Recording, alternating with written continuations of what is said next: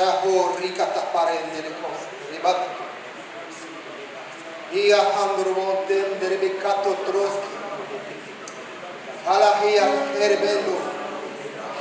Me racconto rosse a travail. Ne vois-tu pas que je fais une chose nouvelle? Ne vois-tu pas? N'observes-tu pas que je fais une chose nouvelle qui est déjà accomplie de toute éternité? Car moi-même, dit le Seigneur, je suis l'agneau immolé avant la fondation du monde. J'avais déjà tout réglé. J'avais déjà tout payé. J'avais déjà tout distribué. Tout fait, tout établi. Avant que tu sois né. Avant que tu sois tissé dans le ventre de ta mère. Avant que ta mère et ta grand-mère et tes ancêtres soient tissés les uns dans les autres. Dans le ventre de leur mère. Je suis, dit l'Éternel. Jésus. Jésus le Christ. Le Christ qui est en nous. En tous. Qui remplit tout. Et tous.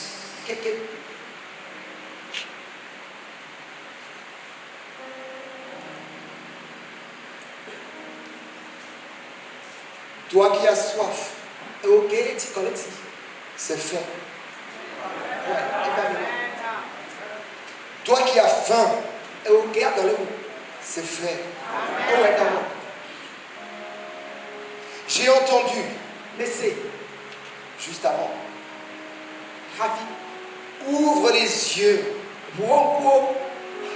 ouvre-moi les yeux, afin que je contemple ta gloire. Je t'annonce que par les yeux ouverts du Christ, tu vois. Car tel il est, nous sommes dans ce monde. Ce qu'il voit de toi, tu le connais maintenant.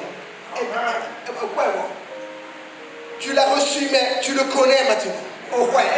Tu sais qui tu es. Tu connais ta valeur, ta préciosité. Tu le sais. Et tu entres dans ta conscience, dans ta pensée, dans ces choses nouvelles annoncées avant la fondation du monde. Esaïe a vu. Esaïe 43, qu'a-t-il dit? Versets 18 et 19. Ne vois-tu pas? Ne vois-tu pas? Ne vois-tu pas? Je trace. Je trace. Je trace. Des voies nouvelles dans les déserts arides. Ou même les chacals et les hyènes. C'est-à-dire les impurs, les incirconcis, ceux que le peuple d'Israël considérait comme séparés. Il dit à Esaïe, ne vois-tu pas que je les ai additionnés, que je les ai inclus, intégrés, car je trace une voie nouvelle. Des fleuves d'eau vive couleront dans vos cœurs de pierre, et je changerai ce cœur dur, ce cœur qui essaye de m'obéir, mais qui au bout du compte discerne qu'il n'est pas possible de m'obéir. Alors moi-même, je vais obéir à ma parole, à mes préceptes, au plan divin que j'ai placé avant la fondation du monde, à ces plans de paix, non pas de malheur, mais de bonheur, afin que vous ayez de l'espérance et un avenir glorieux. Je viens, et le voici, inclus, incarné en chacun de nous, en tout et en tous, remplissant tout et tous. Il n'est pas simplement une lampe à l'extérieur de toi qui éclaire ton sentier. Il t'a fait devenir une lumière pour éclairer le sentier de ce que tu peux considérer. Tu en étais où? S'il vous plaît. Ne pas... Ok, je continue.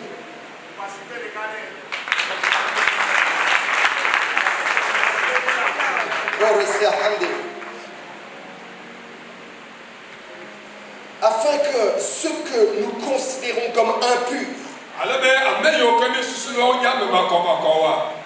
incirconcis, comme non méritant,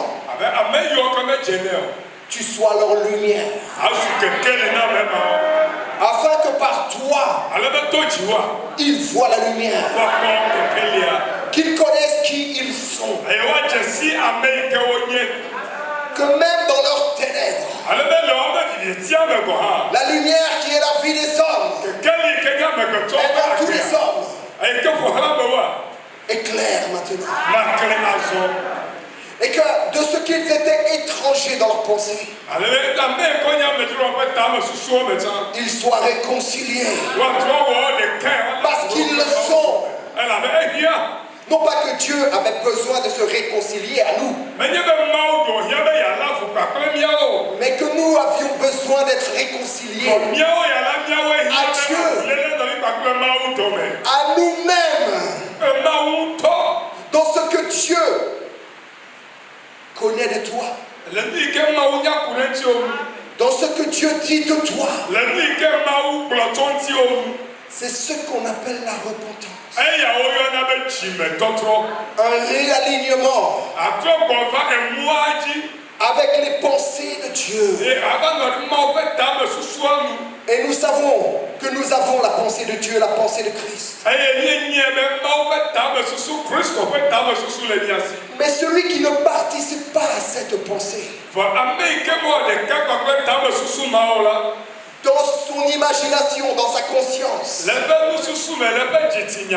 dans sa croyance, n'appartient pas à Dieu, alors qu'il est considéré comme son fils.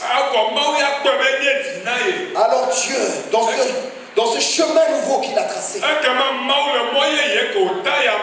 personne ne l'attendait sous cette forme. Tout le monde avait des concepts,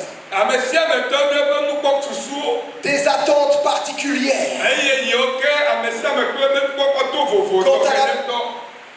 quant à la venue du libérateur, quant à l'accomplissement de la promesse. Tous attendaient d'une manière différente. Mais regardez l'humilité de Dieu qui trace un chemin nouveau. Christ, en entrant dans le monde, a déclaré à son Père: oh Dieu, oh Dieu, oh Mao, tu m'as fait encore. Tu m'as fait encore. Tu m'as fait encore. Afin que par ce corps, cette ressemblance totale, cette image parfaite, ils me reconnaissent. Ils me connaissent.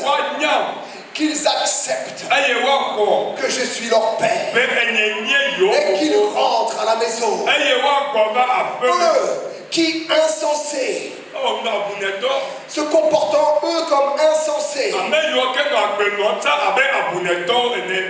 se comportant comme sans part, comme sans héritage, que maintenant les yeux de leur cœur s'ouvrent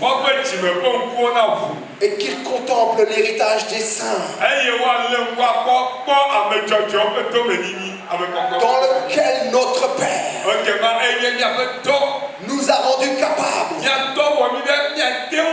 de prendre part. Voici, je crée des sentiers nouveaux, un sentier. Ne suis-je pas le chemin, dit-il, la vérité et la vie des adorateurs en esprit, en vérité, totalement innocentés et redéfinis par Dieu.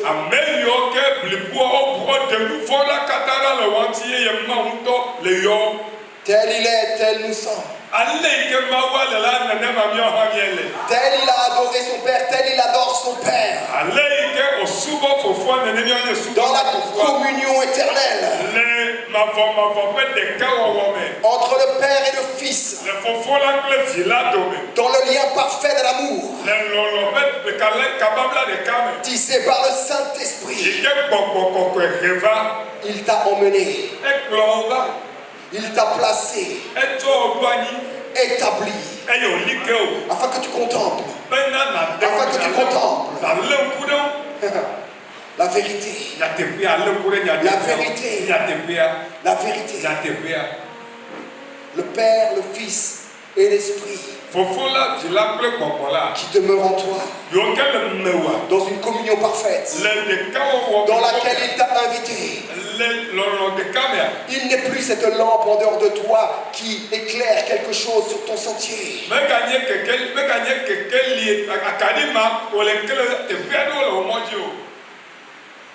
Entrant dans un corps, il t'a fait devenir le temple du Saint-Esprit.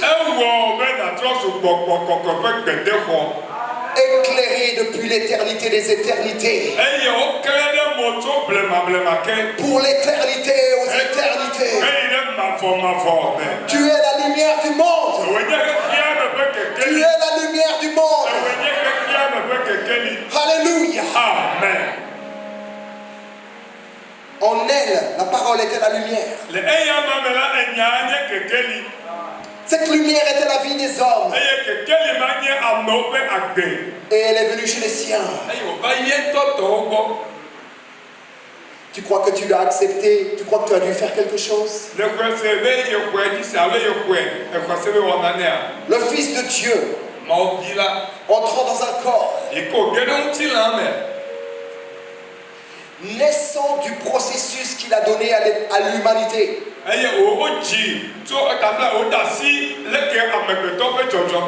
Se soumettant au processus qu'il a donné à l'humanité.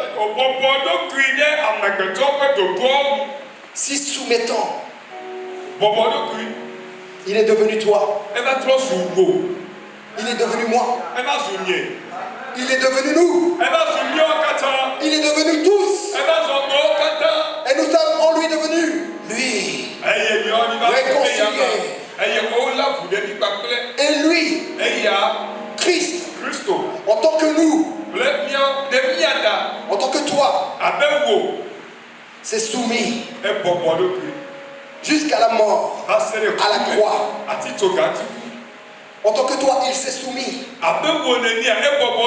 Il ne s'est pas soumis et est allé à la croix en dehors de toi. Ce n'est pas une œuvre qu'il a faite en dehors de toi. Ce n'est pas une œuvre qu'il a faite en dehors du Père. Dieu était où? Dieu était.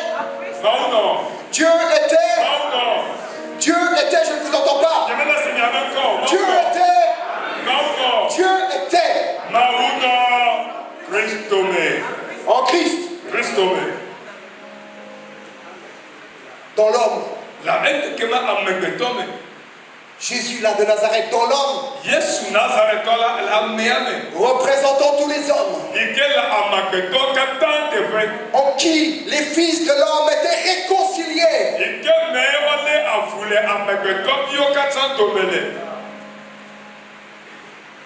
Alléluia. Amen. En tant que toi, il est né dans ce monde. Le Dieu éternel, Dieu de Dieu, vrai Dieu de vrai Dieu, lumière de lumière. En tant que toi, il est entré dans le monde. Afin de te représenter totalement. Te présenter totalement. À toi-même. À toi-même. Souvent, nous disons que Jésus est l'exemple à suivre.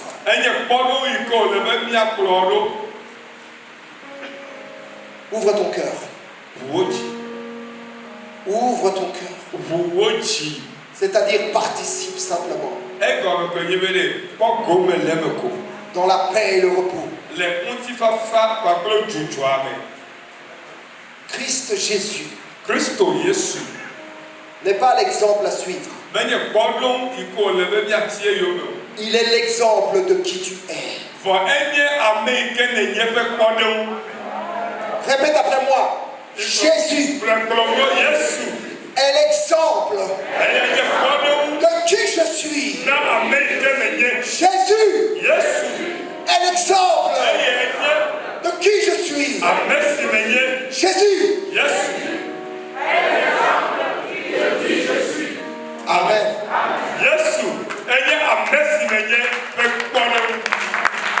Voici en quoi ce qu'a vu le prophète Esaïe. Ne vois-tu pas mon fils? Je trace une voie nouvelle. Et l'eau, les fleuves d'eau jailliront dans les déserts, dans les terres arides. Et les hyènes et les chacals viendront s'y abreuver. Vous tous, nous tous, étions les hyènes et les chacals.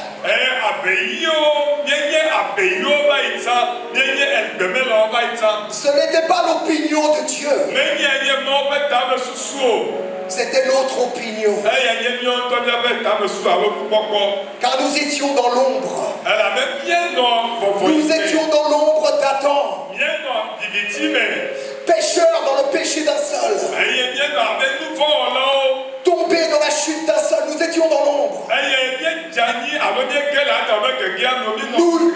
Nous étions dans l'ombre. Nous étions dans la vallée de l'ombre de la mort. C'est pour ça que Dieu a dit à son fils Esaïe, regarde. Regarde. Vois. Et la lumière fut dans le cœur d'Esaïe. Et il a vu l'œuvre accomplie. Il s'est vu de chacal, de hyène, de séparer dans ses pensées, adopté par Jésus-Christ. C'est pour ça qu'il a dit, par ses meurtrissures, par ses meurtrissures, nous sommes guéris. Il n'a pas dit vous serez guéris. Il a dit nous sommes guéris. Parce qu'il a vu. Il y a eu une apocalypse dans sa vie. L'apocalypse n'est pas quelque chose qui doit se produire plus tard. C'est quelque chose qui a eu lieu bien avant ton entrée dans le monde. Mais que tu découvres à l'instant T. Quand les yeux de ton cœur s'ouvrent. Et que tu vois. Et de Népios. Tu deviens technone. Vous vous rappelez? Et tu deviens pour finir ce que tu es déjà. Et tu déclares maintenant que tu es inclus en Christ. Et tous avec toi le sont. Et que tu es lumière du monde. Que des sources d'eau vive jaillissent de toi. Depuis la vie éternelle jusqu'à la vie éternelle. Et qu'en participant à la réalité et à la vérité,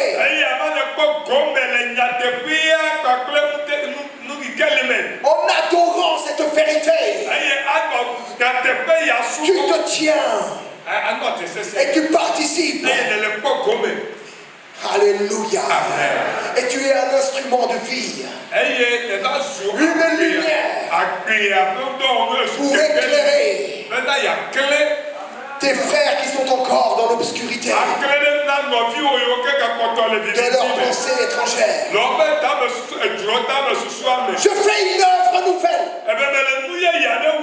Et voici c'est fait. C'est accompli. Jean 19:30 déclare Jésus sur la croix. Regarde Jésus sur la croix. Regarde ce que relève Jean. Est-ce que Jésus déclare cela quand il est mort? Est-ce qu'il le déclare quand il est mort? A-t-il eu besoin? A-t-il eu besoin de mourir pour l'accomplir? De son vivant. Avant que tu deviennes héritier. Tu étais déjà. Il a dit tout est accompli. Tout est accompli. Tout est accompli. Je ne suis pas le Dieu des morts, mais des vivants. Tout est accompli. Alléluia.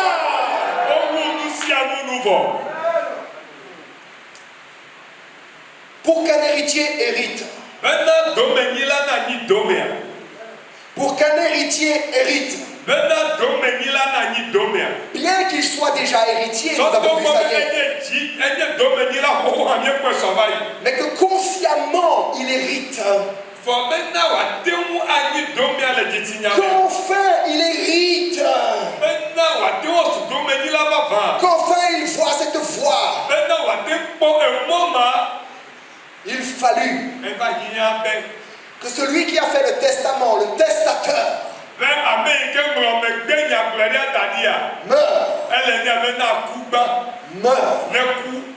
afin que tu deviennes héritier et co-héritier avec celui qui vit éternellement. Alléluia. Amen. Amen. Amen. Ne vois-tu pas? Ne vois-tu pas? Je te pose la question ce matin. Ne vois-tu pas? Ne vois-tu pas? Ne vois-tu pas?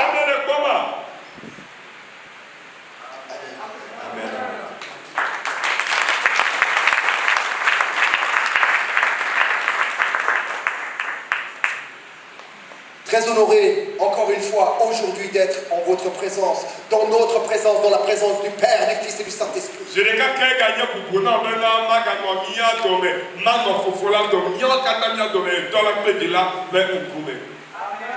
Je rends grâce à Dieu pour chacun d'entre vous qui avait fait tous les efforts pour être présent encore ce matin. Nous n'apprécions pas seulement. Nous célébrons cette venue. Et tout ce que nous pourrons vous donner, tout ce que nous pourrons vous transmettre, tout ce que nous pourrons nous tenir comme reflet, miroir de qui vous êtes,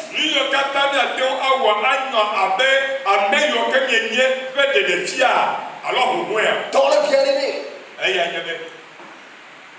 nous allons vous le donner. Nous nous sommes préparés. Nous sommes venus préparer. Nous ne pourrons pas tout relâcher. C'est vrai. Car nous avons énormément. Car nous avons énormément de choses à dire. Le message de hier. Mes notes, ce que j'ai écrit, était sur 12 pages. 12 pages à 4. J'ai pu libérer 6 pages. Ce que je devais donner hier, enfin ce que je pensais pouvoir donner, je vais le donner ce matin, le terminer ce matin. Mais je sais que l'esprit qui témoigne en vous, que vous êtes enfants de Dieu, administre au-delà des ministres qui se tiennent.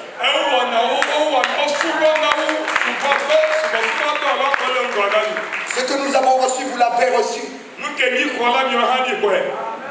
Ce que nous administrons par le Saint-Esprit, vous l'administrez par le Saint-Esprit au nom de Jésus.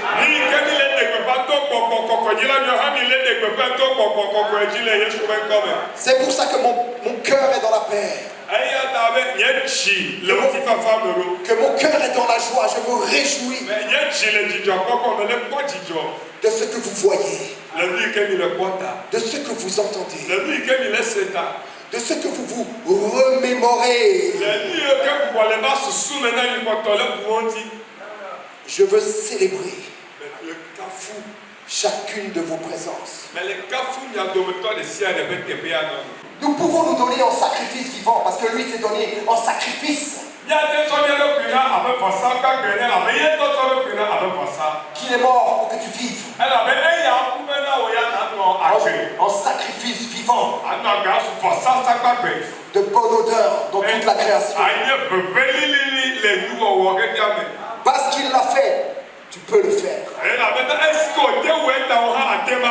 Ce n'est pas parce qu'il l'a fait, tu dois le faire. Tu peux le faire.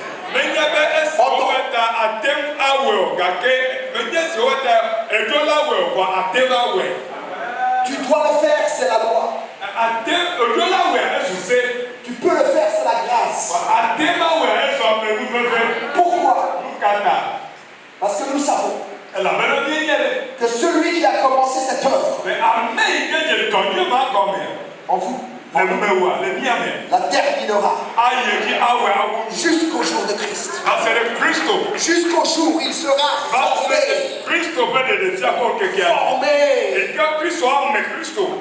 Que tu sois formé toi à ta stature originelle,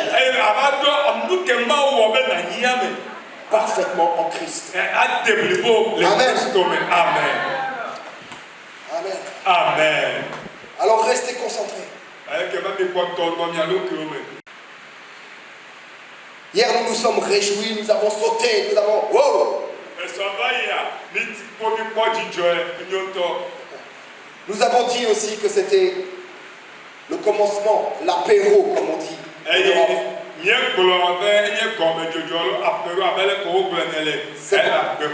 C'est pas encore le repas. Hier c'était l'apéro.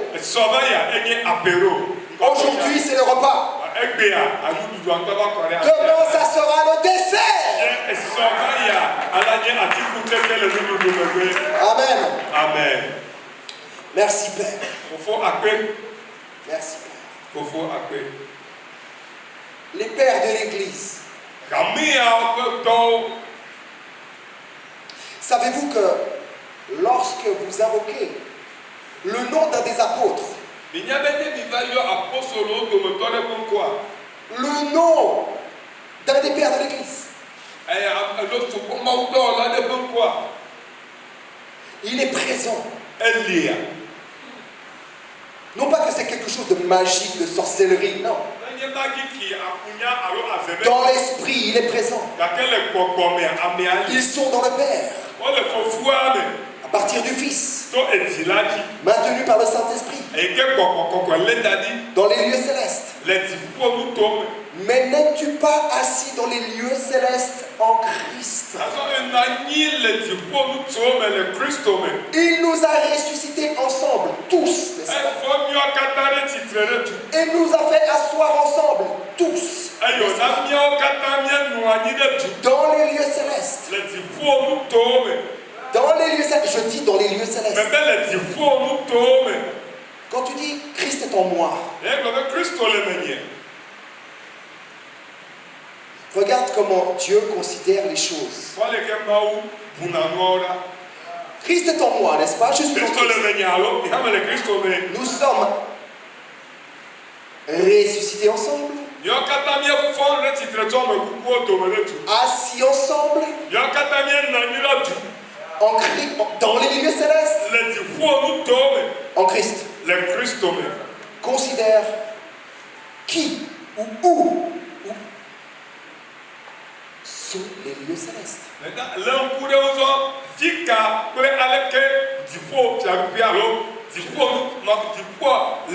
Contemple, je te laisse répondre. Dans les lieux célestes en Christ.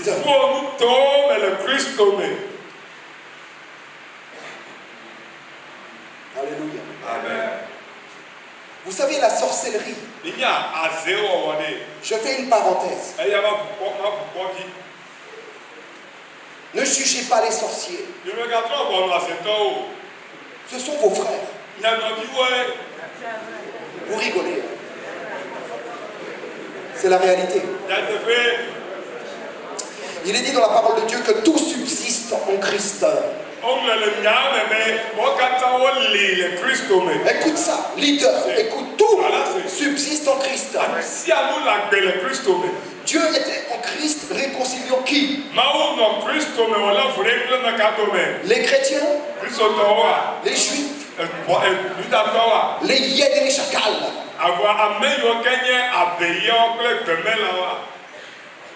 Ceux qui sont considérés comme impurs, incirconcis, païens. Ils sont vos frères. Simplement, ils ne savent pas. Tout subsiste en Christ. Tout est soutenu par sa parole puissante.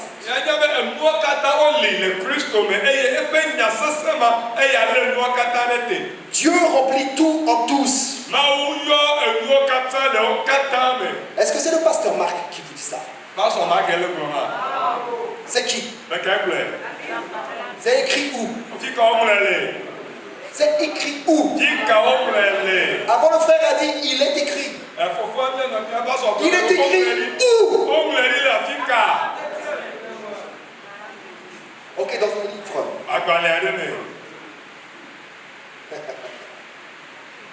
Un livre. Alléluia pour le livre.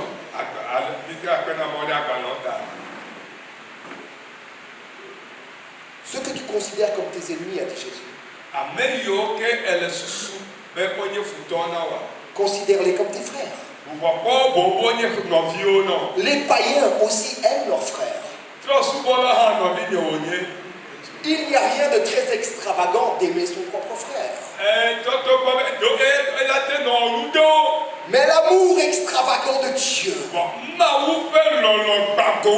est d'avoir envoyé son Fils unique dans le monde.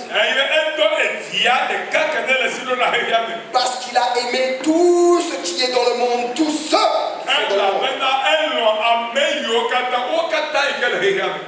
Afin que lorsqu'ils voient, ils se rendent compte qu'ils sont sauvés. D'étrangers, ils deviennent héritiers. Quand Paul parlait aux Galates 4, verset 1, je vais commencer.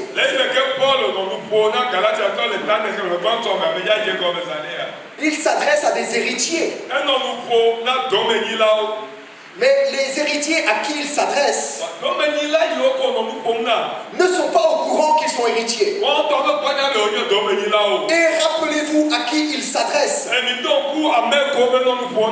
Il ne s'adresse pas aux fils d'Israël ou aux chrétiens nouvellement convertis. Il exprime ces choses. À ceux que dans ta Bible tu peux lire, tu peux voir les barbares. Les barbares.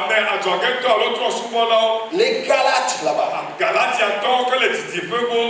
Au nord de la Turquie, les Galates.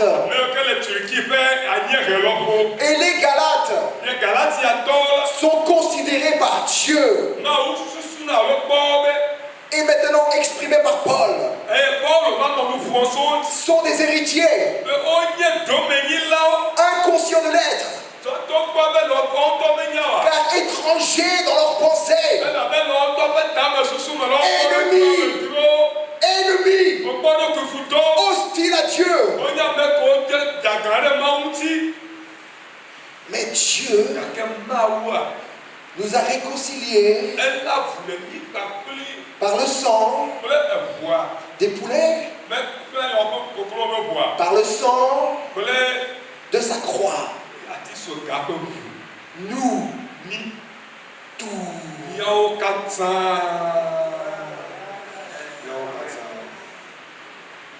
les sorciers, ce dans quoi ils participent, c'est dans un mensonge sur eux-mêmes. Ils participent à une erreur. À une erreur, à un mensonge sur eux-mêmes et sur Dieu et sur tous. Comme toi-même. Avant. Rappelle-toi, souviens-toi. Souviens-toi. Avant de dire, oh, je te donne ma vie. J'étais un sorcier. J'étais un magicien. Je l'étais. Depuis tout petit déjà. Je l'étais. J'étais dangereux. Dangereux. Les arbres me répondaient. Les arbres répondaient à mes ordres. Les airs répondaient à mes ordres. Oh, il est puissant. Quand tu réponds à une erreur, ce qui va sortir de toi est l'erreur. Ce qui va refléter de toi est l'erreur. Et cette erreur va réciproquer avec ce mensonge que tu as sur toi-même. Les chrétiens aussi parfois participent à des choses bizarres. Ah, ce ministère là-bas, c'est pas bon. Ah, là-bas, c'est pas bon. Ah, ma soeur là, oh ma soeur, c'est pas bien. Moi, super, mais là, pas bien. Moi, je te dis, c'est de la sorcellerie. Tout simplement. Tout simplement. De la sorcellerie. Je te dis, tant que tu diras que ta soeur n'est pas bonne, n'est pas bien, je t'assure que tu ne lui permettrais pas. Tu ne lui permettras pas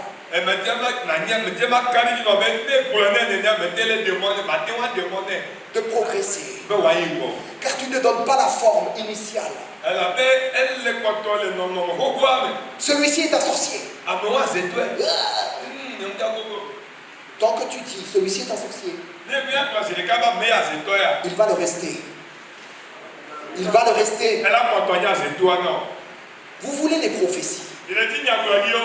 Hey, quelle prophétie? Quelle prophétie y a-t-il encore à recevoir? Qu'y a-t-il encore à révéler? Dieu se serait séparé de lui-même? N'aurait-il pas tout accompli? Dieu serait-il séparé de lui-même? N'a-t-il pas tout accompli? Continue à appeler ton frère sorcier. Et tu vas voir ce qui va venir. Ah, je suis attaqué, je suis attaqué. Tu participes à son erreur. Alors que la Bible te dit, nous savons que nous sommes de la vérité. Et toi, en disant il est sorcier, tu participes non pas à la vérité, mais à une erreur. Vous voulez des prophéties? Regardez. Oh Jesus. Que Dieu fasse grâce. Genèse 1. Versets 1, 2 et 3. Au commencement était Dieu, n'est-ce pas? Et il créa toutes choses. Et le Saint-Esprit se mouvait sur la surface des eaux. Il y avait des ténèbres à la surface de l'abîme. Il y avait comme du meurtre, comme de l'assassinat. Il y avait comme de la mort. Il y avait quelque chose qui ne réciproquait pas dans la création avec Dieu. Quelque chose qui disait je ne suis pas. Est-ce que Dieu a chicoté avec? Est-ce qu'il a bagarré avec les ténèbres? A-t-il dit au nom puissant de Jésus? A-t-il dit je te brise, je te lie, je te chasse? A-t-il dit? Qui t'a dit qu'il l'a dit? Qui t'a dit qu'il l'a dit? Qu'a-t-il dit? Qu'a-t-il fait? Dieu est lumière, n'est-ce pas? Et cette lumière est la vie des hommes. Alléluia. Qu'a-t-il dit? Au verset 3, s'il vous plaît, qu'a-t-il dit? Qu'a-t-il fait? Il a donné la forme. Il a donné la forme. Il a donné sa forme. Il a dit que la lumière soit. Voilà la prophétie. Et la lumière fut. Le sorcier qui est ton frère, donne-lui la forme. Va pas chicoter. Parce que tu n'as pas fini de chicoter. Parce que tu n'as pas fini de te bagarrer. L'évangile, c'est pas se bagarrer. L'évangile, c'est quoi? C'est la paix, la joie, dans la puissance du Saint-Esprit. Pourquoi utiliser la puissance du Saint-Esprit pour faire la guerre à ton frère? Tu participes à une erreur dans ton inconscience. Et mon peuple meurt faute de bagarre, faute de connaissance. Je t'ai fait connaître une réalité ce matin. Les questions montent. Les questions montent. Le Saint-Esprit qui a été répandu sur toute chair. Nous avons vu hier passe, n'est-ce pas? Rappelle-toi, passe. Passe. Toute chair, passe. Passe, saxe. Toute chair. Pas quelques chairs. Toute chair, le Saint-Esprit. Celui qui a été oint, Christ, Messier, par le Père du Saint-Esprit.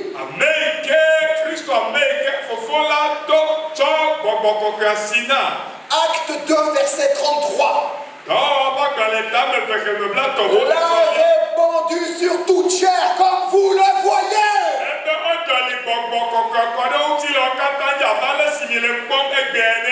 passe sur toute chair, je te dis. Le sorcier, le Saint-Esprit, il est en lui. Tu ne crois pas? Ça veut dire que dans tes pensées, tu es un peu séparé, un peu étranger, un peu hostile à l'œuvre accomplie de Dieu par Jésus-Christ ton Seigneur,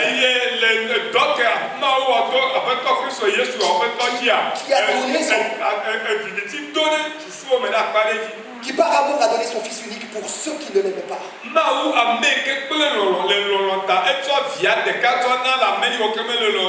Hier, j'ai cité Matthieu 5, verset 17. Je ne suis pas venu abolir, mais accomplir la loi et les prophètes. Ce que toi-même et personne ne pouvait faire. En tant que toi, en tant que nous, il est venu le faire, afin que nous puissions participer toutes et tous dans la communion dans laquelle le Père nous a placés.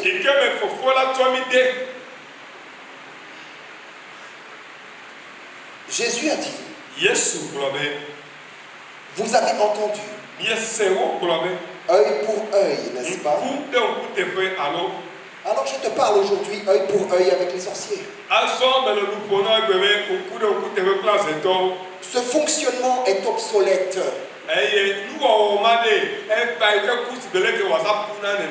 Ce fonctionnement, cet ordre d'idées ne fonctionne pas. Vous avez entendu et vous pratiquez œil pour œil, dent pour dent. Moi je vous dis, priez pour vos ennemis, pour ceux que vous considérez vos ennemis car ils sont vos frères. Aimez vos ennemis. Et là vous allez dans les proverbes. Ah, ça sera du charbon ardent sur sa tête. Et tu vas penser aimer juste pour mettre le charbon ardent. Le Père cherche. Le Père cherche des adorateurs en esprit et en vérité, dans l'amour, par l'amour, pour l'amour. Amen. Amen.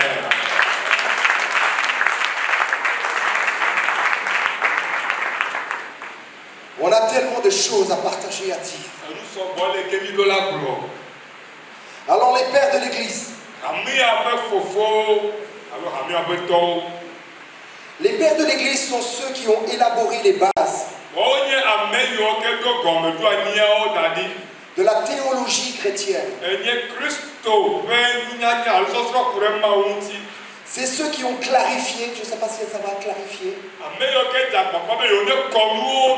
les doctrines fondamentales. Les doctrines fondamentales.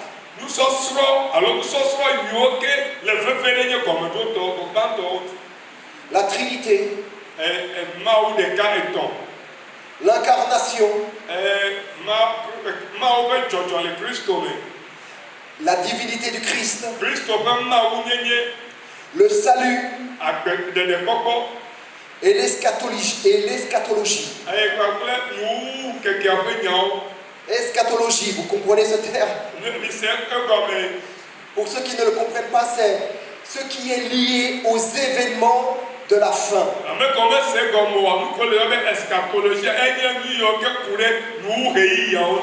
Les événements de la fin. Les temps de la fin. Tu penses, crois-tu que les temps de la fin sont pour la fin là-bas? Non. Hébreux 1, verset 2 à 4. Je vais...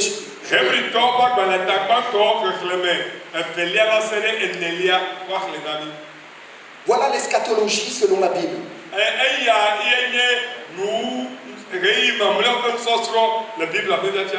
Dieu, dans ces jours qui sont les derniers, nous a parlé par le Fils. Nous a parlé par le Fils. Il l'a établi héritier de toutes choses. Et c'est par lui aussi qu'il a créé l'univers. Le Fils est le créateur. Le Fils est le créateur. C'est par lui aussi qu'il a créé l'univers. Et le Fils est le reflet de sa gloire. Il est le reflet miroir de son Père. Qui m'a vu a vu le Père. Qui t'a vu a vu ton frère. Jésus. Et qui a vu ton frère voit ton Père. Car ils ne sont pas séparés. Ils sont ensemble dans un même esprit. Alléluia. Amen. Et il est le reflet de sa gloire.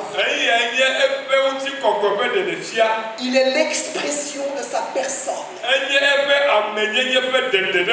Et le Fils soutient tout par sa parole puissante.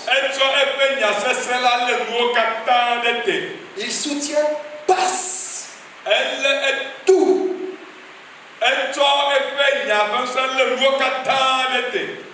Passe.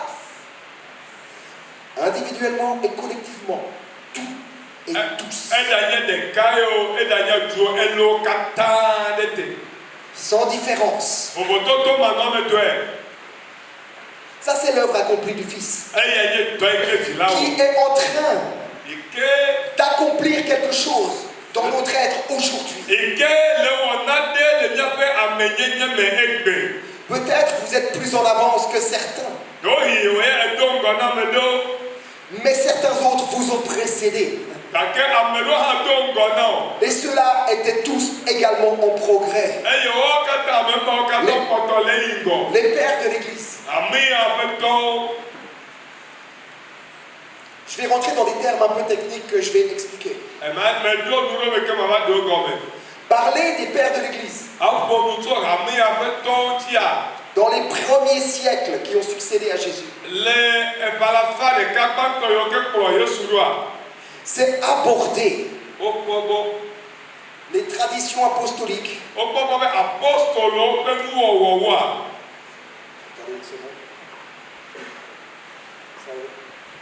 C'est aborder les traditions apostoliques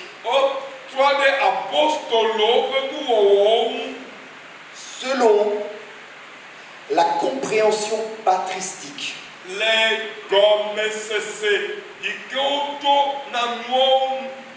Patristique, dis-le en français, ça va. Je vais l'expliquer. La compréhension patristique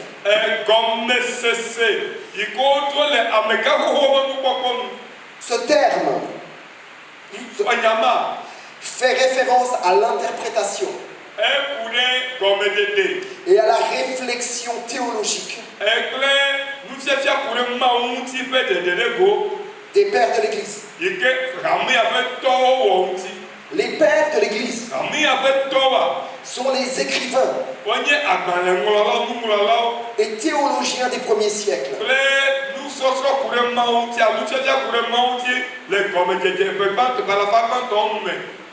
Du 2e au 7e siècle environ. Et ce sont les premiers à avoir cité dans leurs ouvrages, dans leurs livres, les livres du Nouveau Testament ainsi que leurs auteurs.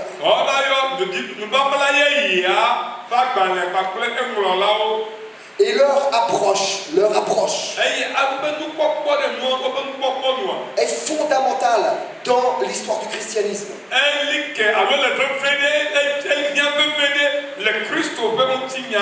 Car ce sont eux qui ont posé les bases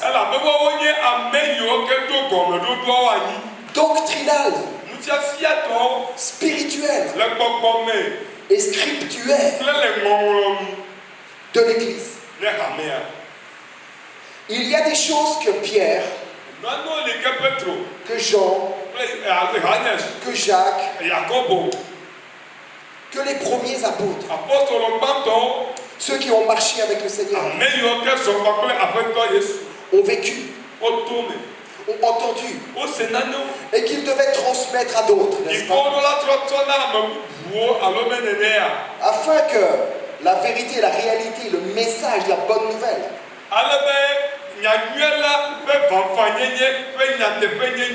transmise par le Seigneur lui-même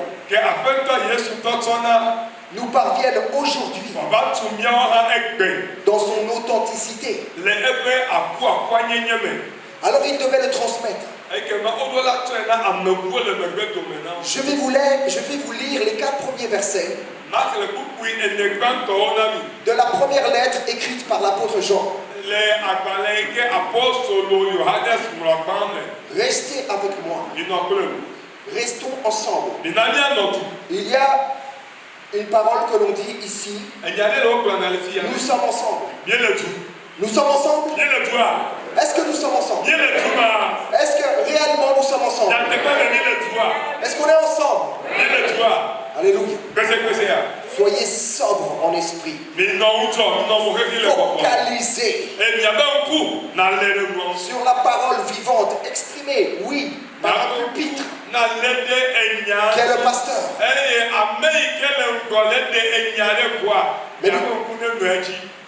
Mais nous avons vu que dans ces derniers temps, Dieu s'adresse à travers son Fils.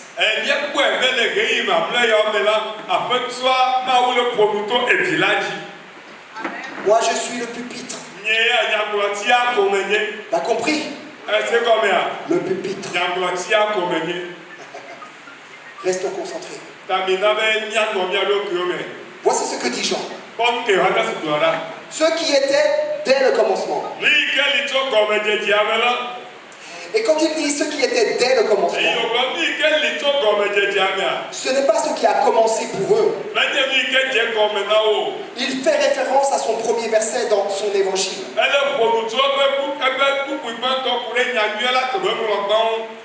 Au commencement était la parole de Dieu. Tu n'étais pas encore là, mais la parole était là. Il fait référence à cela. Ceux qui étaient dès le commencement.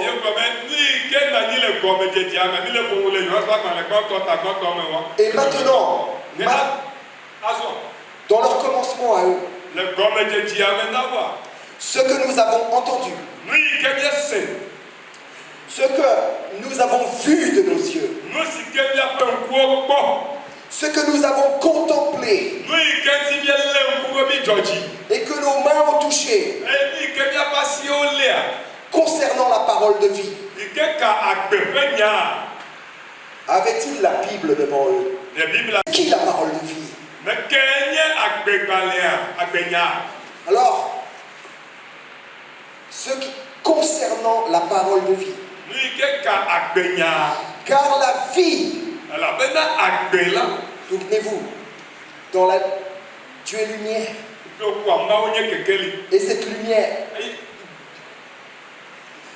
Dieu est vie. Et cette vie est la lumière des hommes. Car la vie a été manifestée. Ça veut dire qu'ils l'ont vu. Ils l'ont vu. C'est ce qu'il dit. Et qui était auprès du Père. Nous l'avons vu. Et nous lui rendons témoignage. Et nous vous annonçons la vie éternelle. Qui était auprès du Père. La vie qui est venue chez les siens. Qui était auprès du Père. La parole. Qui est Dieu. Avec Dieu. Dieu de Dieu. Vrai Dieu de vrai Dieu. Lumière de lumière. Rappelez-vous le credo. Alléluia. Amen. Vous comprenez le credo maintenant? Alléluia. Amen. Donc nous vous annonçons la vie éternelle.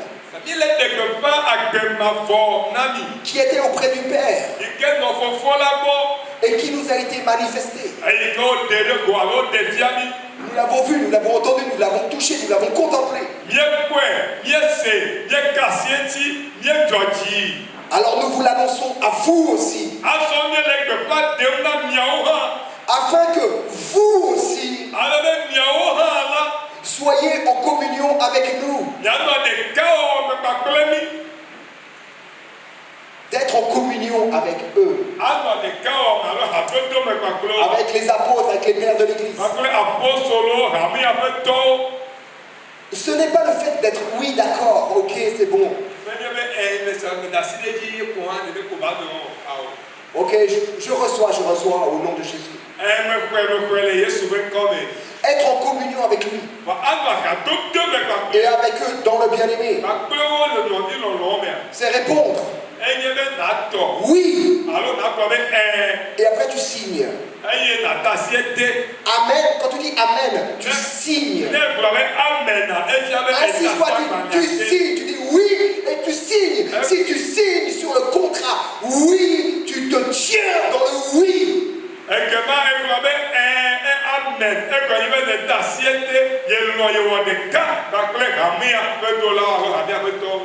Il est dit que en lui est le oui et l'amen.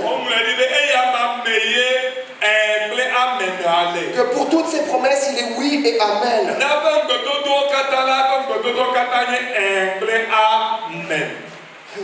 Rappelez-vous l'ange qui parle à une église dans l'Apocalypse. Il dit de Jésus qu'il est l'amen.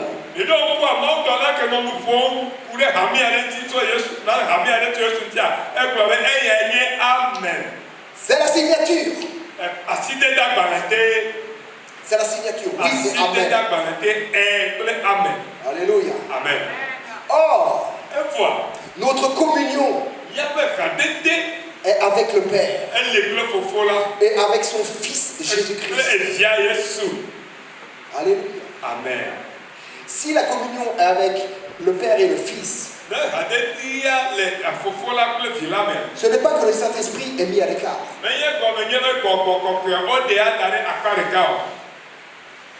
C'est que le Saint-Esprit est là pour te montrer ces choses.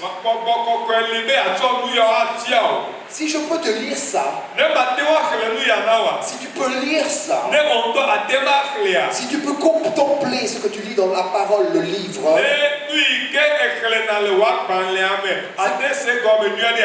c'est que le Saint-Esprit est en train de te révéler les choses, d'administrer la vérité, la lumière, la vie en toi. Et tu peux contempler maintenant. Le Saint-Esprit est cette puissance et cet amour et ce lien qui unit cette communion entre le Père et le Fils dans lequel tu as été placé.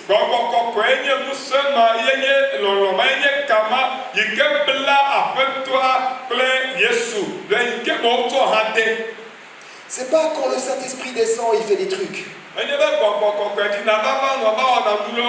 Des fois on chante et on chante des choses bizarres.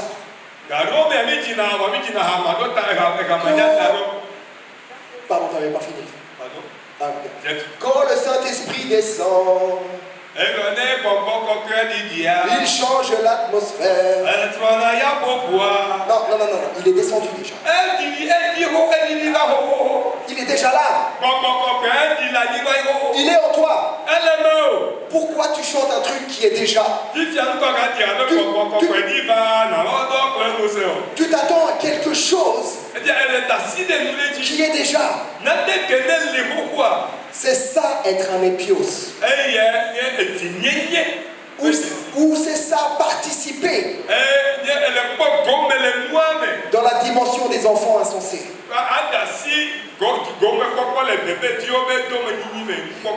Héritier, maître de tout. Et toi tu t'attends encore qu'il y ait des trucs qui vont descendre. Sérieusement, arrêtez avec ça. Ça me fera très plaisir.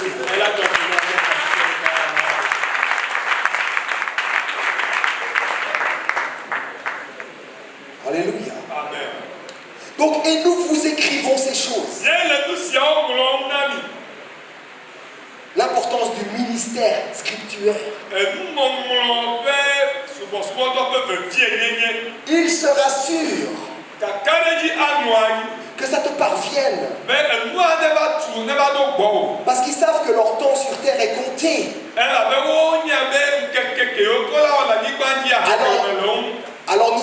Alors nous vous écrivons cela. Afin que notre joie soit parfaite. Vous comprenez pourquoi je vous ai dit, ça me fera plaisir?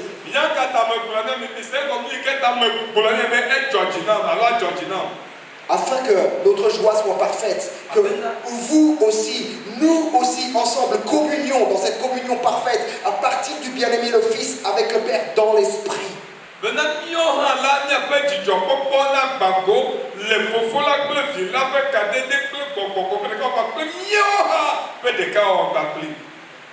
T'as compris? C'est ça la réalité.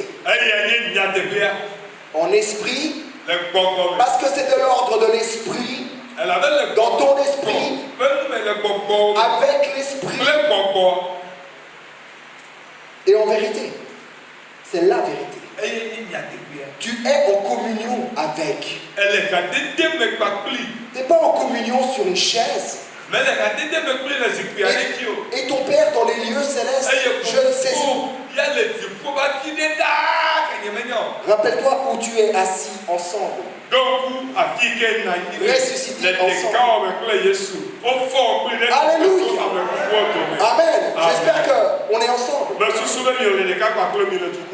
Ok. Afin que notre joie soit parfaite. Donc, à qui s'adresse cette lettre? Par transmission de génération en génération à nous en 2025. Mais ils adressaient cette lettre à ceux qui étaient proches d'eux. Ceux qui dans leur corps étaient proches, qui étaient avec eux.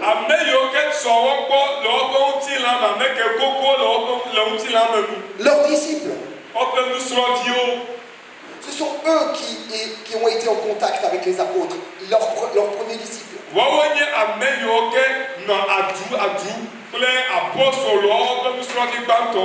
Et ces premiers disciples, il y en a plusieurs, je vais en citer quelques-uns. Ce sont eux qui ont étudié, qui ont été enseignés au pied des apôtres. Et certains d'entre eux, je vais vous en citer trois. Polycarpe de Smyrne,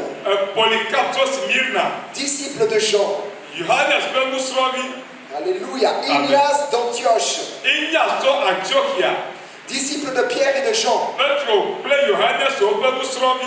Vous avez entendu dans l'Apocalypse, à l'église de Smyrne, à l'église de là-bas, à l'église de là-bas. C'est en Anatolie, en Asie mineure. Mineure, c'est-à-dire en Turquie. En Turquie, c'était là-bas. Ignace d'Antioche était disciple de Pierre et de Jean. Clément de Rome, disciple de Pierre. À Rome, lorsqu'il s'est rendu à Rome, il y a eu ce disciple Clément. Et ceux que je viens de vous citer, les trois, il y en a d'autres. Mais j'en ai cité trois, des importants. Sont appelés les pères apostoliques. Non pas que les apôtres ne sont pas des pères. Les apôtres, plus que des pères, sont les patriarches. Les patriarches. Comme dans l'ancienne alliance qu'on qu'on appelle l'ancienne alliance, ils avaient des patriarches. Dans la nouvelle alliance, qui est en définitive, la seule alliance, parce qu'elle est éternelle. Hébreux 12 va voir à la fin l'alliance éternelle. Donc dans le Nouveau Testament, ce sont eux les patriarches. Ce n'est pas les Moïse, les Abraham, les Jacob, ce ne sont pas nos patriarches. Aujourd'hui, il ne parle plus. Aujourd'hui, celui qui parle est le Fils. Et il a d'abord dit des choses à des apôtres qui sont nos patriarches, qui ont enseigné les autres, qui sont les pères de l'Église. Et ceux que je viens de citer, on les appelle les pères apostoliques.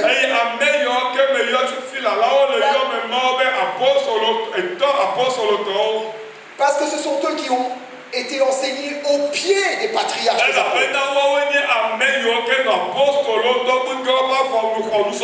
Amen. Amen. Il y a eu 4 phases.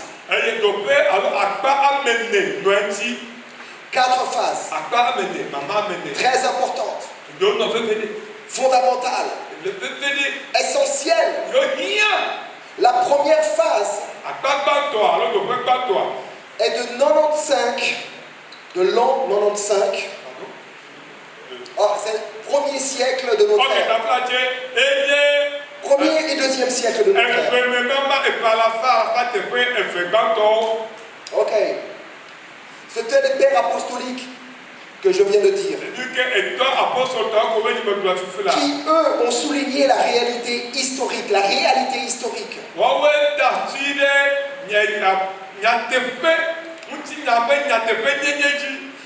vie et de la résurrection de Jésus. La réalité historique, je vous dis.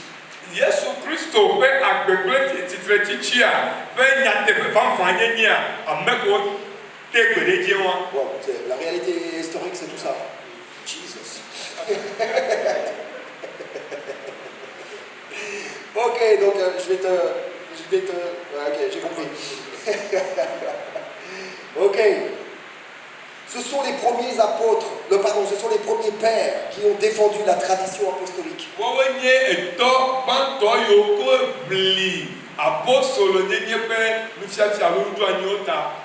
Qu'ils avaient reçu directement des apôtres, Pierre, Jean, Paul, tout cela.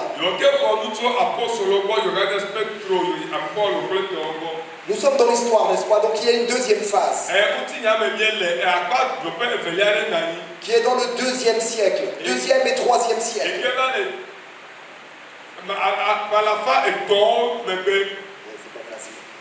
Ces pères-là, on les appelle les pères apologistes.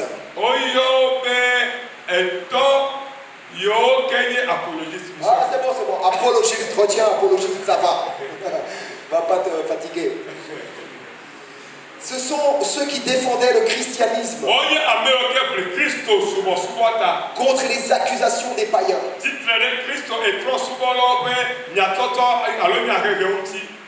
Les philosophes. Et qui les défendaient même contre les autorités romaines.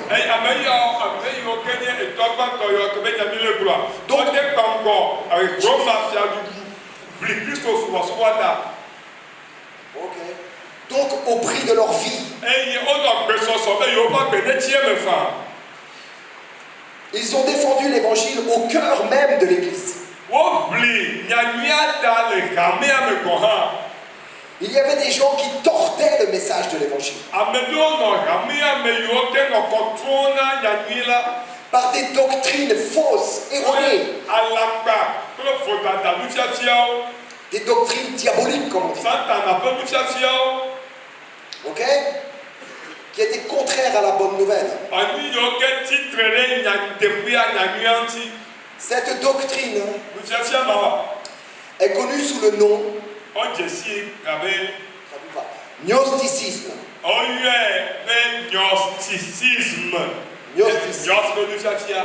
Alors c'est quoi le gnosticisme?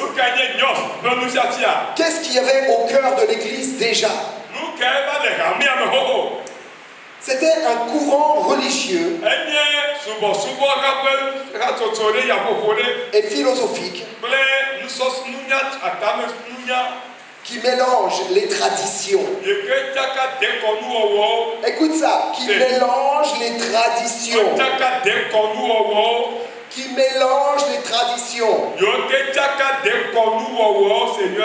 Je sais que tu m'entends. Je sais que tu m'entends. Je sais que tu m'entends. Ça bouge, ça tremble, mais je sais que tu m'entends.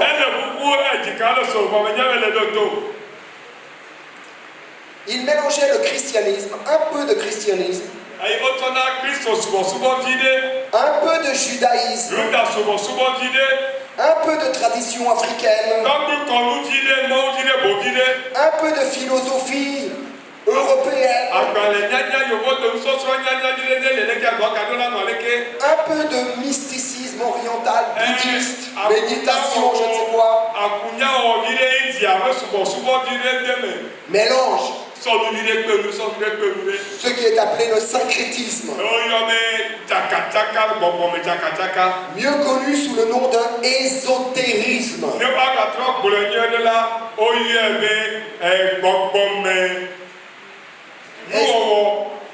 Ésotérisme.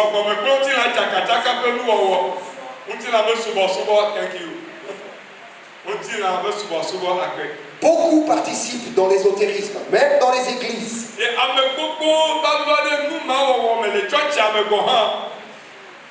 Quand je vous ai dit que j'étais sorcier, etc., c'est pour donner un nom que vous pouvez comprendre.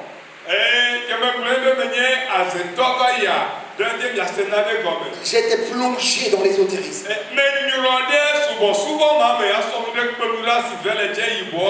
J'étais à mes yeux, et aux yeux de certains, un maître en la matière. J'étais égaré dans mes pensées. Je participais avec des énergies de Dieu qui sont en moi.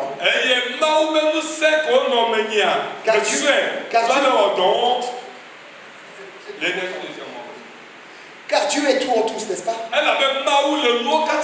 Et je participais avec ce tout de Dieu en moi à quelque chose de complètement erroné, étranger. Tu comprends? Tu comprends? Tu comprends? C'est vrai? Moi je te dis, ce que je te dis, tu veux des révélations? Ça, c'en est une. C'en est une. Et c'est pas nouveau, vous voyez?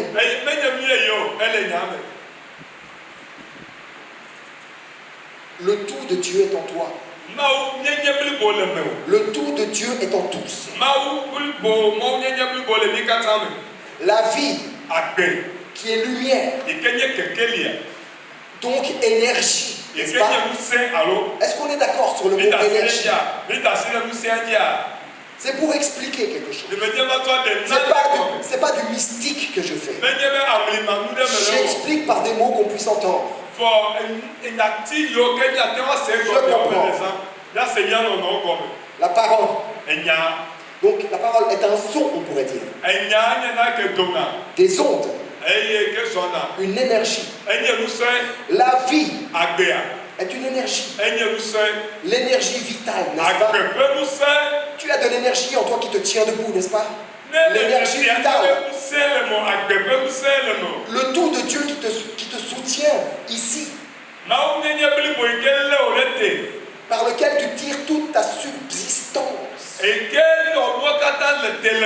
Parce que l'homme et la femme ne se nourrira pas seulement de pain, mais de toute la parole de Dieu, l'énergie là, la parole de Dieu.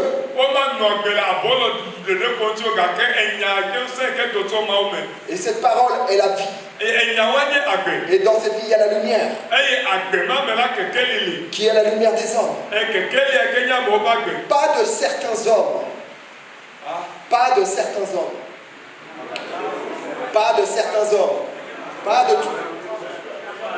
Cette vie, c'est la vie des hommes. Pas seulement de ceux-ci. Donc pas de certains hommes. De tous les hommes. Jésus, quand il vient, et qu'on va. Que dit-il? Il a dit beaucoup de choses. Mais au niveau de la lumière, que dit-il? C'est quelle heure? C'est midi? Okay. C'est bon. Que dit-il? Restez concentrés. A-t-il dit, vous deviendrez des lumières? A-t-il dit, si tu arrêtes la sorcellerie là, si tu arrêtes tes âneries, si tu arrêtes de participer à un mensonge sur toi-même, alors peut-être tu seras lumière. Rappelez-vous ce que dit Matthieu. Que en Zabulon là-bas, Nephtali, le peuple qui était assis dans les ténèbres de la mort, était-il mort? Non. Ils étaient assis. Être assis est une position d'autorité. Dieu est assis où? Sur le trône de grâce. Okay. Être assis dans les lieux célestes, une position d'autorité. Et ce peuple était assis et avait l'autorité sur la mort. Parce que tout vous appartient. Que dit l'apôtre Paul? Mais réellement, que dit-il? Tout vous appartient. La mort et la vie. Ça veut dire qu'avec la mort qui t'appartient, tu as donc l'autorité sur la mort. Tu peux faire mourir quelqu'un. Tu peux faire mourir quelqu'un. Rappelez-vous Ananias et Saphira. Acte 5. Acte 5. Pierre qui parle. Qui parle. Menteur. Tu as menti au Saint-Esprit. Et les deux meurent. D'abord le mari, ensuite la femme. Car tout nous appartient. Et ta langue peut-être au pouvoir de la mort ou de la vie. Est-ce que tu m'as compris? Est-ce que tu m'as compris? Ta langue est au pouvoir de la vie et de la mort. Parce que ça t'appartient. Mais Dieu, qui s'est fait sagesse en toi, qui s'est fait justice en toi, qui s'est fait sanctification et libération en toi, t'a rendu responsable d'être au pouvoir de la vie. Alors Jésus,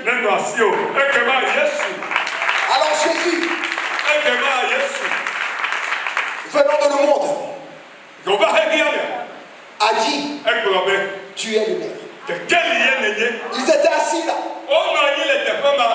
Mais Dieu ne les voit pas assis dans la mort. Il les voit en eux, en train d'être... Il les voit en lui, en eux. La Trinité était là.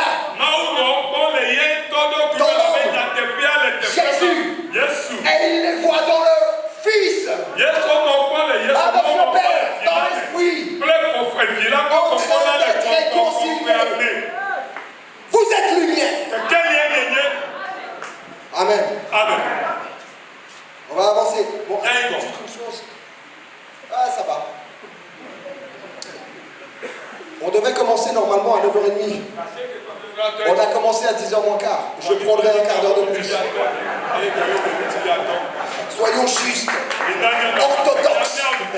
Je suis Tissot, rappelez-vous. Pasteur Marc Tissot. Mais ce n'est pas moi le maître du temps, on est d'accord. Amen. Ok. Ah, tu veux. Attention, hein. Attention à ce que tu dis. Non, ce que l'on dit est puissant.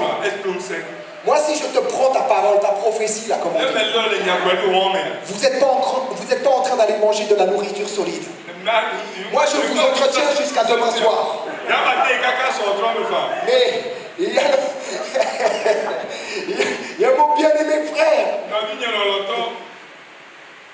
le prophète Yvan, qui va vous entretenir. Et il y a vos ventres qui vont crier à un moment donné.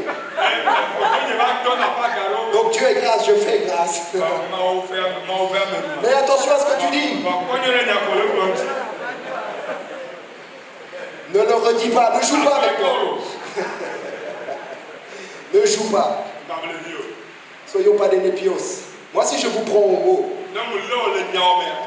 vous n'en avez pas fini. Alléluia. Amen. Donc on parlait d'ésotérisme et tout ça. De gnosticisme. Voilà, syncrétisme. Mélange. Mélange. L'évangile, l'eau c'est la vie. J'ai dit ça hier, n'est-ce pas? Il y aura des sources d'eau. Ok. Un exemple. Tu as ton verre d'eau. Voilà, cristal. Hein? Cristal, on est d'accord? Verre d'eau? Ou vital? Vital. Verre d'eau, vital. Rempli. Eau pure. Parfaite. Prête à la consommation. Mais si une goutte d'arsenic.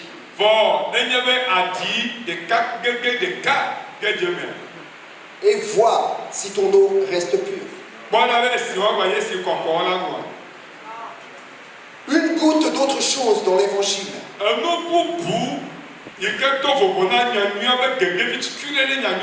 Et observe que l'évangile n'est plus. C'est très délicat. Dieu est puissant, mais d'une délicatesse. C'est de la soie. Yeah. Amen. Amen. Déjà à son époque, Paul parlait sur ces choses. Vous prenez note, ceux qui prennent note, prenez note dans votre cœur. Vous lirez Colossiens 2 et Chrétienne.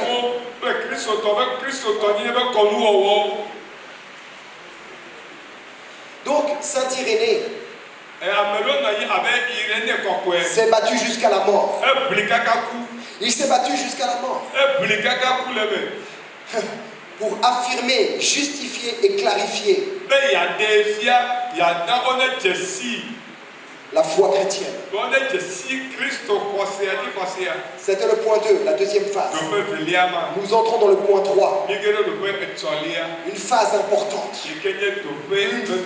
Une phase prédominante dans l'histoire de l'Église. On appelle ces pères les pères anti-nicéens. Bon, ça veut dire avant le credo. C'est ceux qui ont amené à ce que le credo soit écrit.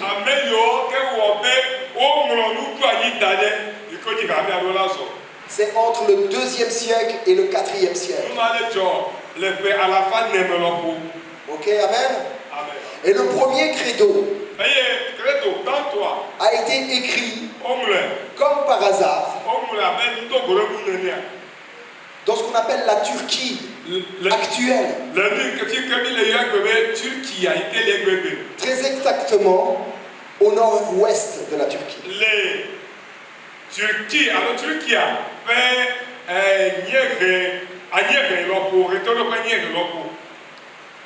Ok. Et c'est ce qu'on appelle, vous avez peut-être déjà entendu, l'âge d'or de l'Église.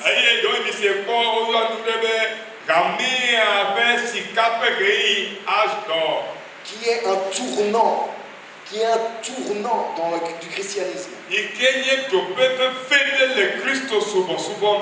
Il y avait des bagarres externes, internes, c'était dur.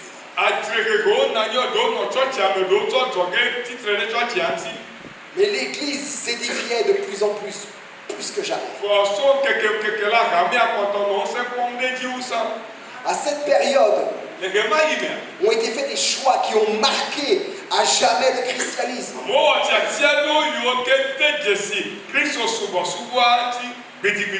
Politiquement, culturellement, théologiquement, à tous les niveaux.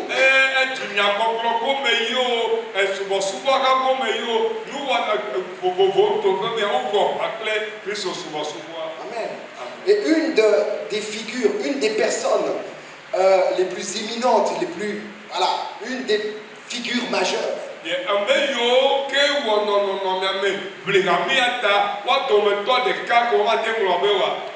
à cette période, est Saint Athanase d'Alexandrie.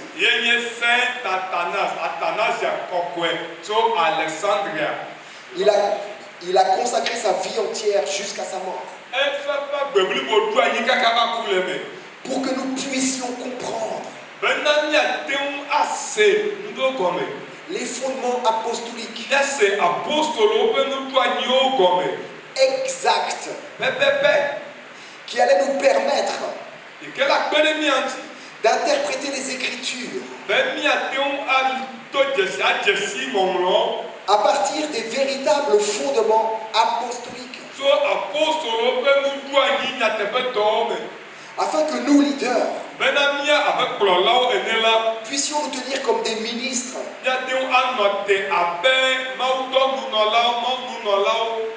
complets et prêts à parler à l'Église du Seigneur.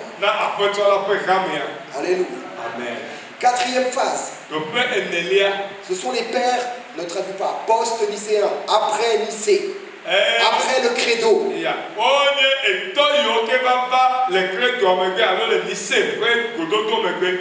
Entre le 4e et 5e siècle.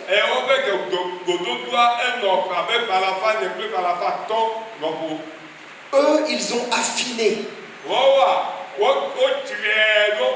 les applications théologiques.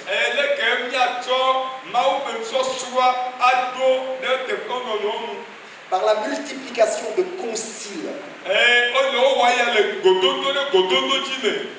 de réunions. Okay. Amen. Amen. Ces phases successives que je viens de vous citer, qui est l'histoire de l'Église, ont influencé la compréhension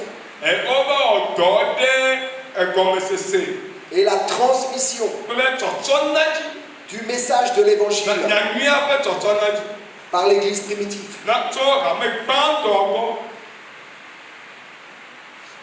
Ceux qu'ils avaient reçus des apôtres. Et les disciples des apôtres qui forment d'autres disciples et qui forment d'autres disciples.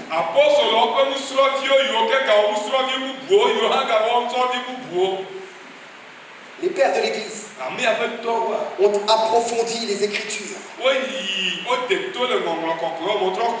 pour explorer les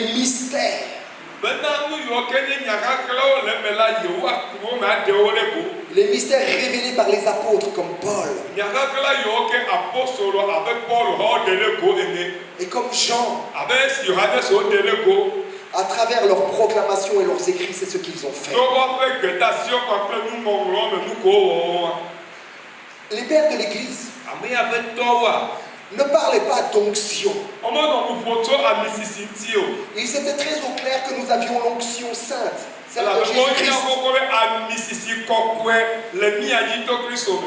C'était très clair, il n'avait pas besoin de l'onction d'Élie ou de Rebecca ou de Déborah ou du manteau d'Élie. Non, il ne parlait pas de ça. Non, ils exploraient les mystères. Ils exploraient les mystères. Révélés maintenant par les saints apôtres. Frères et sœurs. Ok, je me tiens un peu plus haut. J'aurais à parler sur cette hauteur, j'aurais à parler sur cette architecture. Pas ce bâtiment en particulier, mais dans tous les bâtiments. Au commencement, c'était pas comme ça. Ça a été architecturé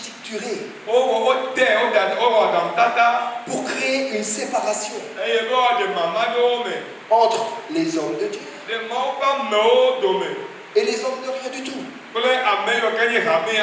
Et aujourd'hui, sur les 5 continents, il reste cette trace de séparation. Même dans la brousse la plus reculée où je suis allé, où même des pasteurs togolais ou des pasteurs ivoiriens ou des pasteurs nigériens ne sont même pas allés.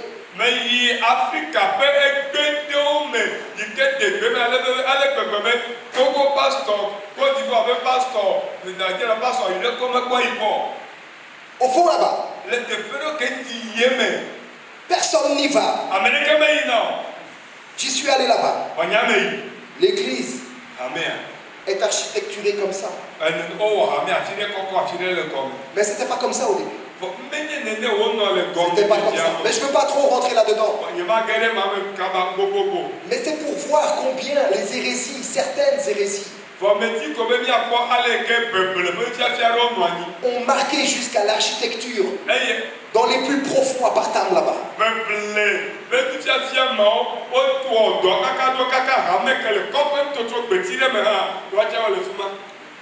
Les pères de l'église ne combattaient pas Goliath, ne combattaient pas l'esprit de Jézabel. Ils avaient assez à faire avec les hommes. À l'extérieur de l'église, comme on pourrait dire, et à l'intérieur, comme nous l'avons dit. Non, ils ont cherché leur vie entière et ont donné leur vie et ont perdu même leur vie.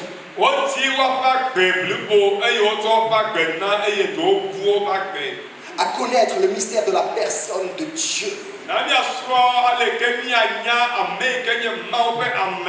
de l'incarnation du Verbe,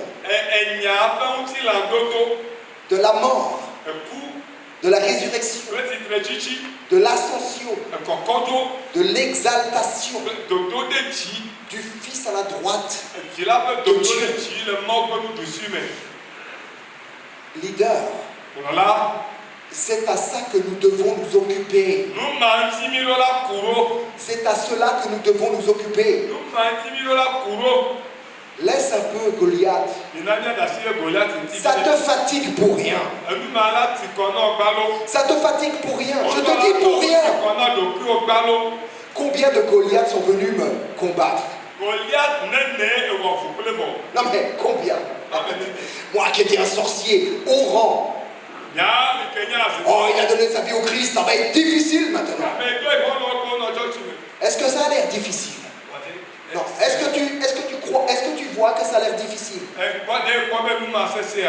Est-ce que je suis enfermé là?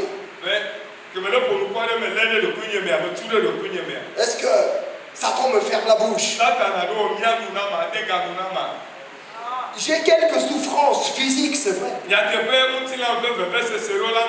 J'ai quand même 54 ans.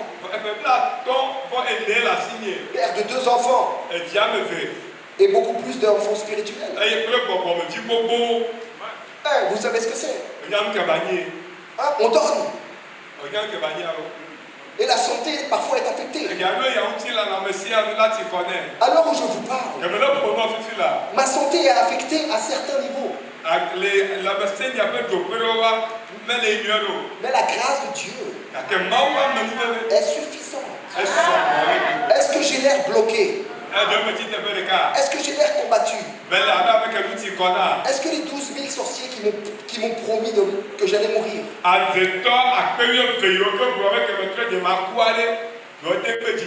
ils sont arrivés? Je ne me vante pas. Si j'ai une fierté, c'est d'avoir découvert par la grâce de Dieu que je suis dans le bien-aimé par la grâce de Dieu.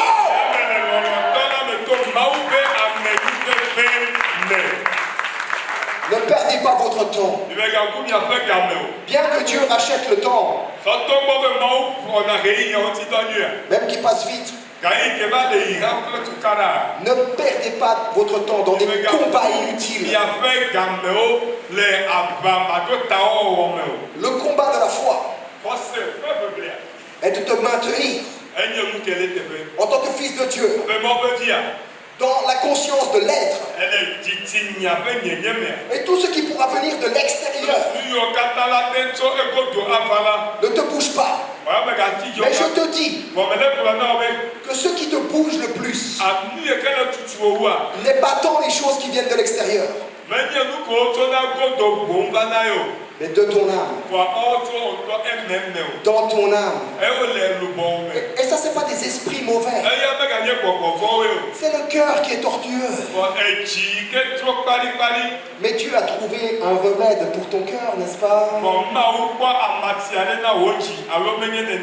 Tu as tout reçu. Nous sommes guéris. Dieu veut l'élimination de ton cœur. C'est ce qu'il veut et c'est ce qu'il fait. Alléluia. Et il nous a donné une puissance qui n'est pas humaine, par laquelle nous rendons captifs toute pensée, tout raisonnement, pas de l'extérieur, intérieur.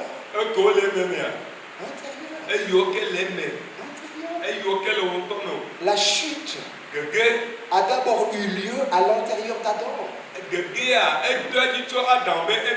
Il a chuté de son identité. Il a participé à un mensonge sur lui-même. Il est tombé tout seul, déchu de la grâce.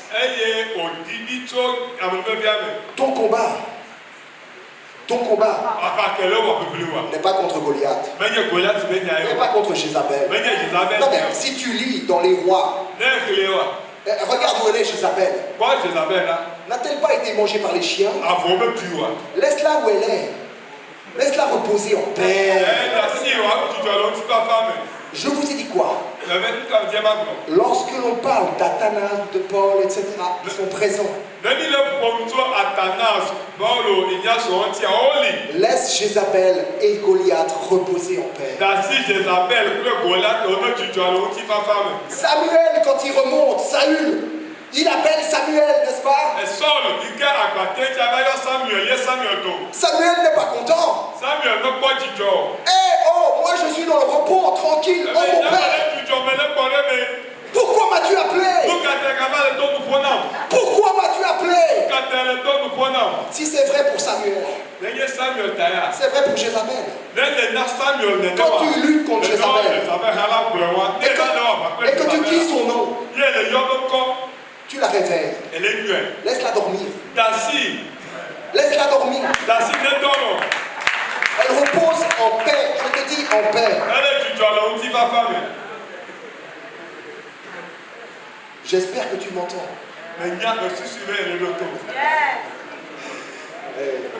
Des fois j'ai l'air un peu comme ça, mais je vous aime. Alléluia. Amen. Ça c'est pour votre âme, vos pensées, votre cœur. Que ça vous fasse du bien. Vous nous en direz des nouvelles. C'est pas moi. Moi je suis pupitre. Moi je sais qui je suis. Je ne sais pas plus qui je suis que tu es censé savoir qui tu es. Tu es pupitre. Et le Fils est censé et parle dans les derniers temps.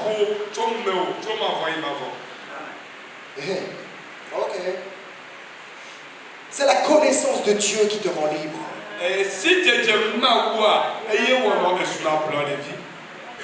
Jean 17, verset 3 est écrit.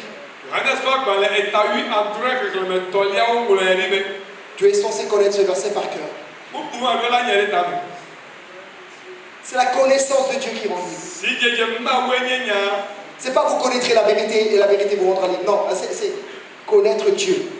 La vie éternelle. C'est qu'ils te connaissent, toi. Jean 17, 3. Alléluia. La connaissance de Dieu, c'est la vie éternelle. La vie éternelle est le tout de Dieu. Tout ce dont tu as besoin est là. La vie de Dieu, le souffle de Dieu, le mouvement et l'être de Dieu en toi, c'est là. C'est ce à quoi ça ferait, c'est ce que faisaient les pères de l'Église. Ils voulaient connaître. C'était curieux. Sois curieux pour les choses de ton Père. Comme Jésus a dit au temple à 12 ans. Il s'occupait de quoi? De lui-même. De savoir s'il allait mourir ou pas. Il savait. Il s'occupait des affaires de son Père. Tout simplement. Alors, Colossiens 2:10. En effet, c'est en lui qu'habite corporellement toute la plénitude de la divinité. Colossiens 2:9. Maintenant Colossiens 2:10. C'est en Christ qu'habite la plénitude de la divinité. Père, Fils et Saint-Esprit en Christ, dans l'homme. Et maintenant, vous en lui, lui en vous, vous avez tout pleinement en lui. Où sont cachés quoi? Les trésors de Goliath et de Jézabel. Les trésors de sagesse et de connaissance. Soyez curieux dans ce sens. Vous avez tout pleinement en lui. Qui est quoi? Qui est le chef de toute domination et de toute autorité, céleste et terrestre. Alléluia. Donc nous avons plus beaucoup de temps.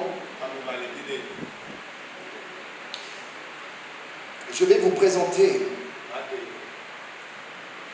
le point de vue patristique dans le temps qui me reste.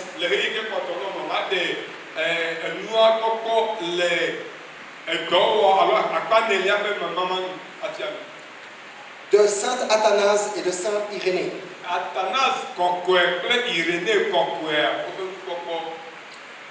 Okay. Ou plutôt Irénée et Athanase, car Irénée a précédé à Athanase. Alors Irénée, Athanase, elle avait Irénée, et Athanase, on va aller rapidement dessus. Vous êtes là? Il est là. Oh. Vous êtes là? Il est là. Réveille-toi, toi qui dors, et Christ t'éclairera. Vous êtes là? Jesus. Vous êtes là? Il est là. On est ensemble? Il est là. Qu'est-ce qui se passe là? Qu'est-ce qui se passe? Vous n'allez pas tous me répondre. Mais qu'est-ce qui se passe? Examine ce qui est en train de se passer.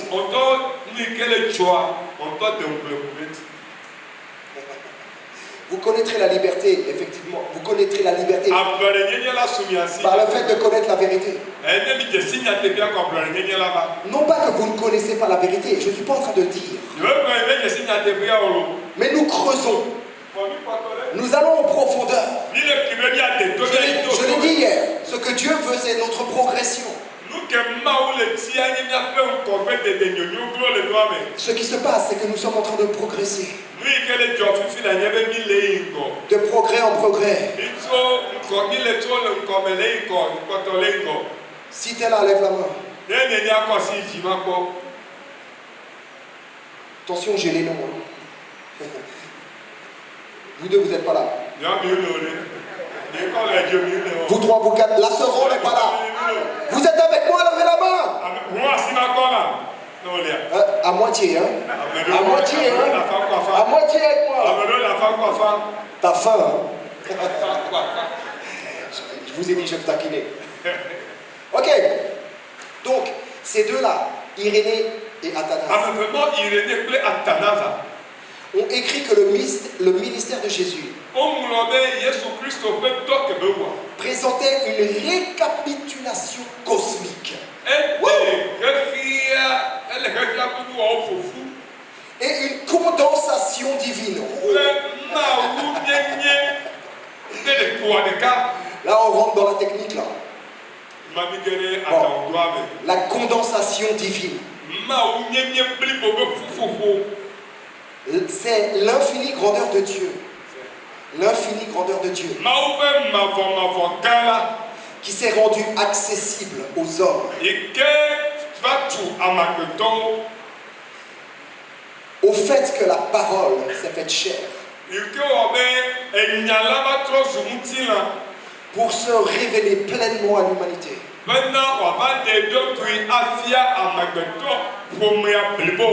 La condensation divine. Voilà. Donc, ils ont écrit que le ministère de Jésus représentait une récapitulation cosmique. Et une condensation divine.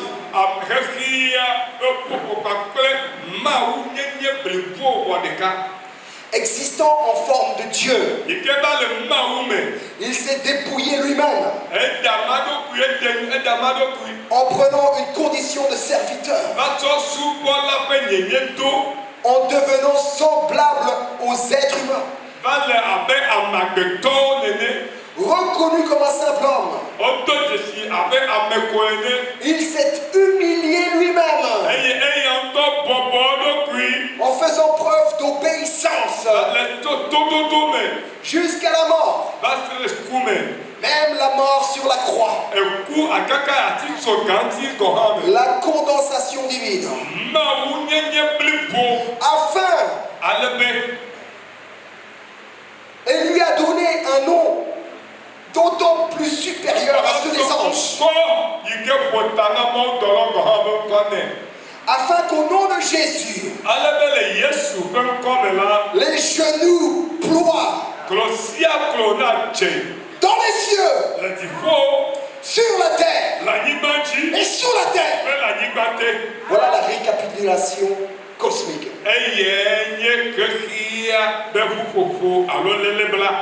Vous pouvez applaudir. L'œuvre de Dieu, applaudissez l'œuvre de Dieu. Condensation divine, récapitulation. Louez le Seigneur. Voilà ce qu'il a fait. Et voilà ce qu'ils ont écrit. Voilà ce qu'ils ont écrit. Ils ne parlaient pas de Goliath et de Jézabel. Non. Eux, ils étaient dans des sphères là. Wouh! Mais grâce à Dieu, nous sommes avec eux dans ces sphères. En Christ en Dieu.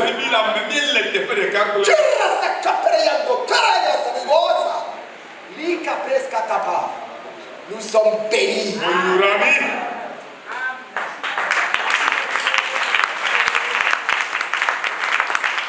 La récapitulation cosmique et la condensation divine. Ne dis pas ça parce que ça va être trop long. Là, tu peux maintenant. Donc, la récapitulation cosmique et la condensation divine est l'acte d'amour enye lɔlɔ ƒe dzesi définitif de Dieu yike mawu te ɖe go blibo qui nous a réconciliés à lui-même. yike fɔ mi wɔ ɖeka Amen. ya mawu tɔ Ils ont écrit que le ministère de Jésus woŋlɔ be yesu ƒe dɔa accomplissait ele wɔ et dépassait toutes les attentes messianiques juives dont nous avons parlé hier. eye ale yike yudatɔ ŋɔmɔ kpɔna mesia ƒe vava yesu ƒe dɔa egbɔ ŋuti va yi. Irénée, Saint Irénée et Saint Anastase et Saint Athanase kple Athanase akɔkɔea sont des personnages clés wonye ame veviwo sɔtiwo dans l'histoire de l'Église. le gamea ƒe ŋutinyadzɔdzɔ me. Et ils ont défendu l'Évangile. Wobli nyanyuia ta, Ils se sont battus wobli pour que les traditions de l'Église ale be gamea ƒe kɔnuwɔwɔwoa restent apostoliques woakpɔtɔ anɔ apostolowo be afɔ apostolowo ƒe dodonu et catholiques. kple woanɔ nenea heria godowo me. Ça veut dire qu'ils ont défendu l'orthodoxie même de l'Église. Egɔme nye be gamea ƒe ɖekanyenyea wobli ta. Et je ne parle pas là de religion. Nyemele ƒoto subɔsubɔ hã ŋuti o. L'Église catholique romaine Catholique, Roma catholique gã. ou l'Église catholique orthodoxe. Alo orthodoxe Roma catholique gã ke tso Russia la ƒo. Je ne parle pas de ça. Menye be nyame le gblɔ. Je parle de l'œuvre de Dieu Mele ƒoto qui a tout récapitulé, tout condensé en lui-même, parce qu'il t'aime. Et l'orthodoxie, Eye ɖekawɔwɔ. c'est ceux qui s'appuient sur la patristique, c'est ceux qui s'appuient sur les traditions apostoliques préservées, des pères apostoliques, des pères antinicéens, des pères apologistes, des pères post-nicéens. C'est ceux qui se tiennent dans la vérité. Fia yo ke nɔte de nuko apostolo amekɔsɔ apostolo aba fɔte kple nuko pasɔdo nuko fia nuko ŋlɔ da ɖia numawo dzi amekɔ nɔte ɖe nyateƒe mawo dzia wɔn be nyami le gblɔ. Amen. J'en ai bientôt fini. Avec la zanea. Ok. La catholicité de l'Église. Gamea ƒe ɖekanyenye le xexea godome. Entendez l'universalité de l'Église. Gamea le xexea godome. N'est pas à confondre avec une tradition ou une religion. Ima tɔe asɔ kɔkple dekɔnu alo kɔnuwɔwɔ ɖe alo subɔsubɔ hã ɖe o. Romaine. Romatɔwo tɔ. Rappelez-vous Donc quoi? que les pères apologistes qui faisaient partie de, ou Irénée faisait partie de ses pères, devaient se battre même contre les Romains. En fait, il était persécuté par les Romains qui voulaient faire entrer leur tradition dans l'Église. On pourrait dire qu'ils y sont arrivés. Mais quand je parle de catholicité, je ne parle pas de la romaine.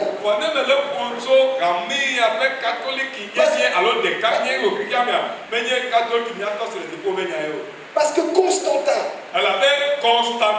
celui qui est au principe du fait que l'Église soit catholique romaine là,